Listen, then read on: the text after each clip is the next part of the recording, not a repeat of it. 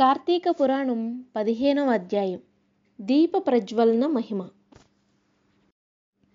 వశిష్ఠుల వారు జనక మహారాజునకు దీప ప్రజ్వలన మహిమ వివరించసాగారు. రాజా, కార్తీక మాసంలో శ్రీమన్నారాయణుని సన్నిధంలో నృత్యం చేయటం వలన వైకుంఠం ప్రాప్తిస్తుంది. కార్తీక ద్వాదశి నాడు దామోదరుని సన్నిధానంలో దీపమాలలుంచినట్లయితే వైకుంఠ ప్రాప్తి కలుగుతుంది. కార్తీక శుద్ధ పక్షాన సాయంత్రం వేళ విష్ణువార్చన వలన ఇంద్ర పదవి లభిస్తుంది. ఈ నెలంతా విష్ణువాలయానికి పోయేవానికి ఒక్కొక్క అడుగుకు అశ్వమేధ యాగ ఫలం లభిస్తుంది. దేవాలయానికి పోయి స్వామి దర్శనం చేయని వాడు కాలసూతవమనే రౌరవ నరకం పొందుతాడు. కార్తీక శుద్ధ ద్వాదశి హరిబోధని అనబడుతుంది. ఆ దినాన నిద్ర మేల్కుంటాడు. ఆ దినాన చేయు పుణ్యకార్యాలు అక్షయ ఫలితాన్ని ఇస్తాయి.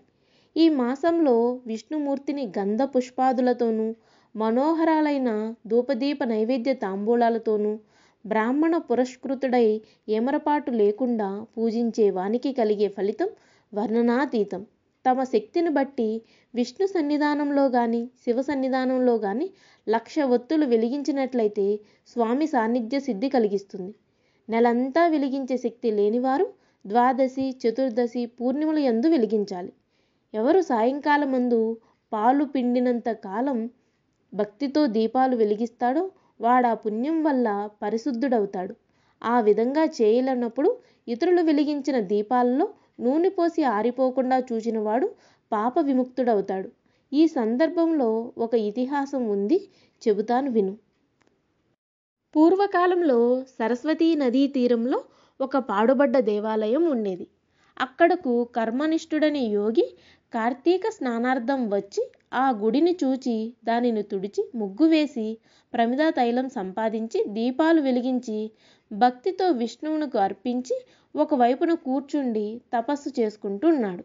ఆ యోగి సమాధి స్థితిలో ఉండగా కార్తీక శుద్ధ ద్వాదశి నాడు సాయంకాలం అక్కడికొక ఎలుక వచ్చి స్వామికి ప్రదక్షిణ చేసి మెల్లమెల్లగా ఆ దీపాన్ని చూస్తూ ఒక ప్రమిదలో నూనె లేకపోవడం గమనించి ఆ ఒత్తిని అక్కడనే చమురుతో ఉన్న దీపంలోకి చేర్చింది. ఆ విధంగా చేర్చిన తరువాత అక్కడున్న ఆహారం తిని ఆ ఆలయంలోనే చనిపోయే ముందు పూర్వపుణ్యం ప్రభావం వలన దివ్య రూపం గల పుణ్యపురుషుడయ్యింది. యోగి సమాధి నుండి లేచి తన ఎదుట కనిపిస్తున్న దివ్య పురుషుణ్ణి చూచి అతనికి వివరాలు అడిగాడు. అప్పుడు అతడు, మునీంద్ర, నేనొక ఎలుకను. ఈ దేవాలయంలో ఉన్న ఒక కలుగులో ఉంటున్నాను. మూషికత్వం పోయి నాకు ఈ దివ్యదేహం వచ్చింది. పూర్వం నేనెవడిని, ఏ పుణ్యం వల్ల నాకు ఈ దివ్య శరీరం కలిగిందో తెలియదు. పూర్వజన్మలో ఏ పాపం చేశానో తెలియదు. ఓ మహాత్మా, అదంతా మీకు తెలిసి ఉంటుంది. నేను మీకు దాసుడనయ్యాను, మీ దయకు పాత్రుడను అని అన్నాడు. ఆ యతి దివ్య దృష్టి వల్ల అంతా తెలుసుకుని, నాయనా, నీవు పూర్వజన్మలో జైమినీ గోత్రం గల బ్రాహ్మణుడు, బాహ్లికా దేశంలో పుట్టావు. నీకు కుటుంబ పోషణాశక్తి వల్ల స్నాన సంధ్యానుష్ఠాలు వదిలిపెట్టి బ్రాహ్మణులను దూషిస్తూ వ్యవసాయం చేసుకుంటూ జ్ఞానం లేనివాడై దైవ పూజ చేయక శ్రాద్ధన్నము తింటూ నిషిద్ధ దినాల్లో కూడా రాత్రింబవళ్ళు తింటూ కాకులకు పిశాచాలకు వేసిన బలి అన్నాన్ని కూడా తిన్నావు.